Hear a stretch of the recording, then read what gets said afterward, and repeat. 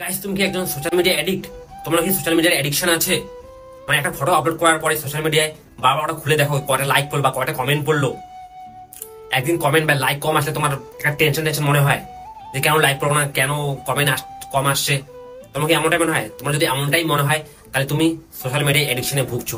এটা থেকে বের হওয়ার একটাই রাস্তা, যেটা হচ্ছে তোমাকে ফটো বা ভিডিও আপলোড করা চলবে না কয়েকদিন।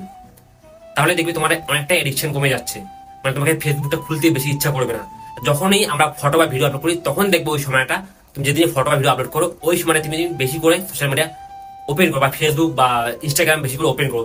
তোমার দেখতে ইচ্ছা হয় যে কয়টা লাইক পড়লো বা কয়টা কমেন্ট পড়লো। তুমি এটা বন্ধ করো, দেখবে তোমার এডিকশন অনেকটাই কমে যাবে। দেখো ভাই, সোশ্যাল মিডিয়া লাইক দিয়ে কিন্তু যেটা রিয়েল লাইফের লাইক একদম আলাদা।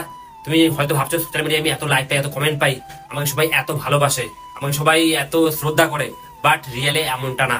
তো সোশ্যাল মিডিয়া লাইফ থেকে নিজেকে বের করে আনো।